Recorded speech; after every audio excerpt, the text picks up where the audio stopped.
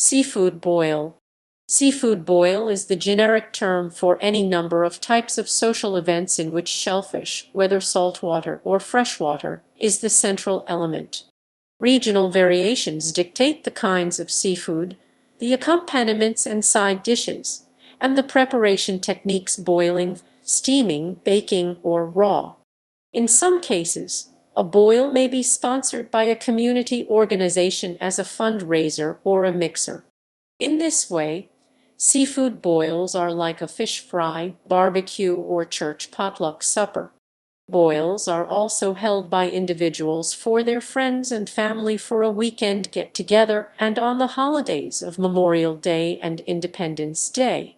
While boils and bakes are traditionally associated with coastal regions of the United States, there are exceptions. Louisiana.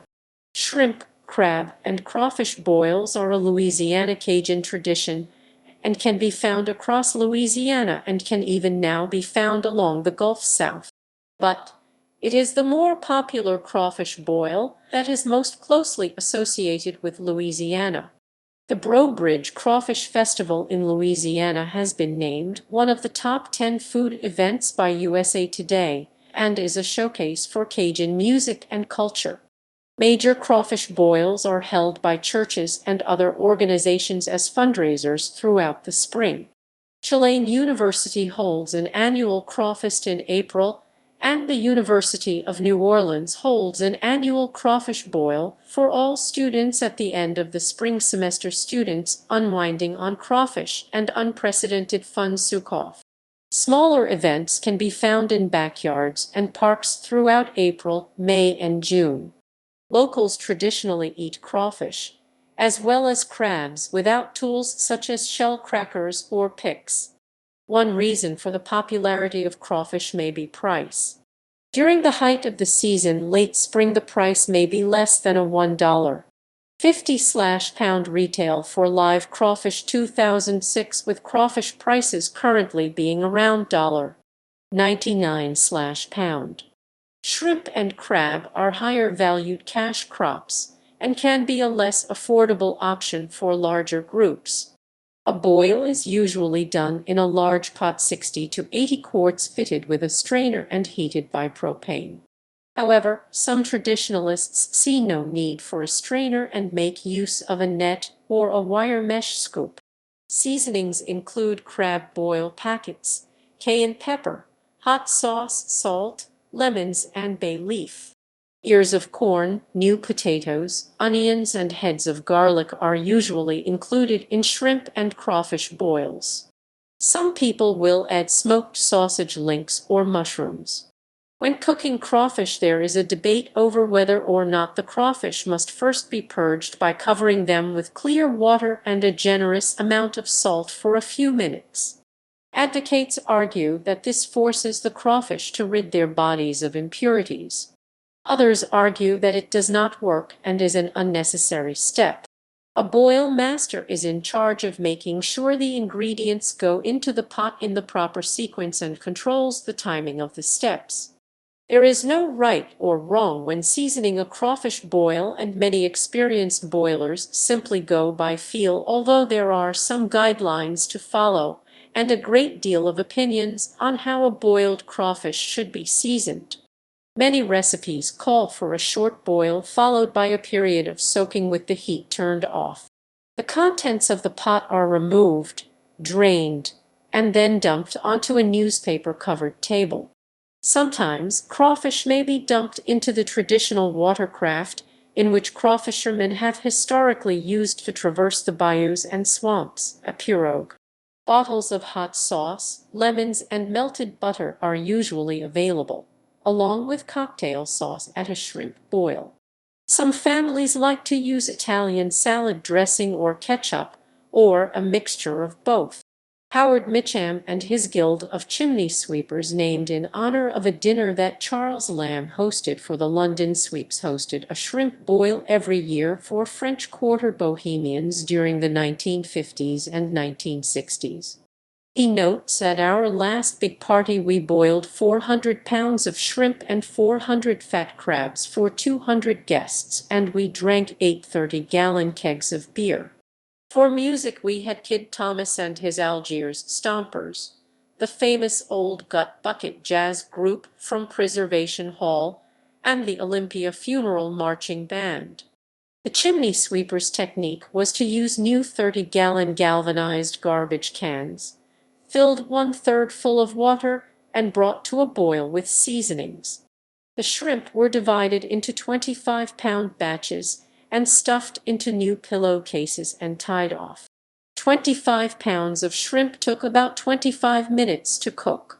One batch came out and the next went in. Georgia and South Carolina. There are two kinds of social gatherings in coastal Georgia and South Carolina that revolve around shellfish. One is very much like a Louisiana boil, usually involving shrimp, corn on the cob, sausage and red potatoes, and sometimes ham, and is considered part of low-country cuisine. Known variously as Frogmore stew, Beaufort stew, a Beaufort boil, a low-country boil, or a tidewater boil, they tend to be a bit milder than their Louisiana cousins. For example, it is not unusual for a low-country recipe to call for a mixture of hot and mild boil seasonings, whereas a Louisiana recipe may start with crab boil packets and add large amounts of cayenne pepper. While shrimp are most often used, crabs or crawfish may be included if available. This is also a bit different from a Louisiana boil, which usually involves just one kind of shellfish at a time. Frogmore is the name of a community in the middle of St. Helena Island, near Beaufort, South Carolina. Although there are many versions of this dish around, Frogmore stew became far better known after it was featured on the cover of Gourmet magazine in the 1980s and is enjoyed by all, with this name to this day. In 2005, the Travel Channel featured Richard's brother, Charles Gay, cooking Frogmore stew in its popular program Taste of America with Mark DiCarlo. The Low Country boil may have possible influences from Louisiana, as there are some obvious similarities to some dishes of the cuisine of Louisiana. It showcases the same set of French, Spanish, African, and Caribbean influences, including slave trade influences that Louisiana is known for. Meals for large gatherings of people would have to be made as quickly as possible with readily available foods. The boil was a quick and easy way to prepare all the foods at once. The best attended function to feature Frogmore stew occurs in July at the 10-day Beaufort Water Festival. In the 54 years of the festival, it has grown to be the largest totally volunteer-run festival on the southeastern coast. The event feeds 2,400. The recipe includes 1,200 pounds of shrimp, 2,400 ears of corn, 600 pounds of sausage. The other kind of event is the oyster roast. Sheet metal or a fine mesh grill is placed over hot coals. Oysters are piled onto the grill after having the mud washed off their shells.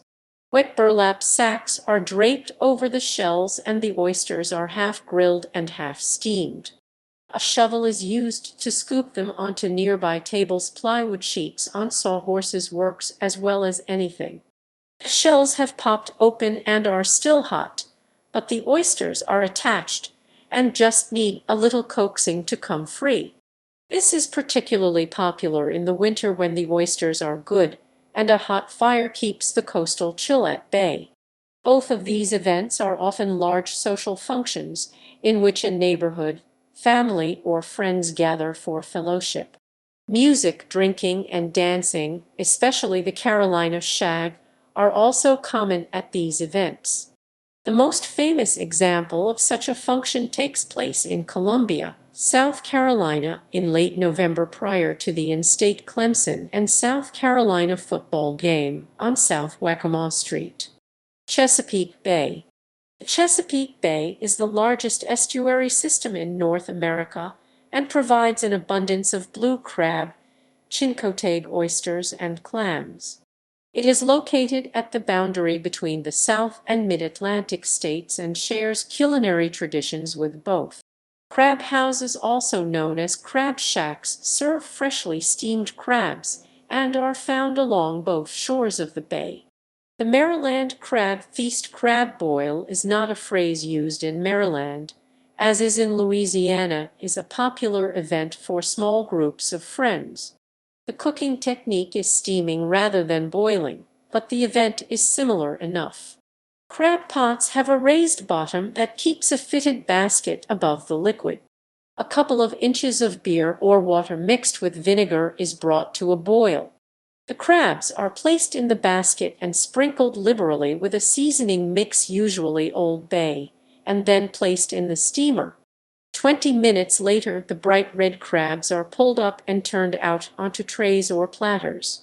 Tables are covered with layers of brown paper, and wooden mallets and serrated knives are made available for cracking claws and picking out meat. Typical side dishes are coleslaw and corn on the cob. New England. In New England, a clam bake is traditionally done on a beach.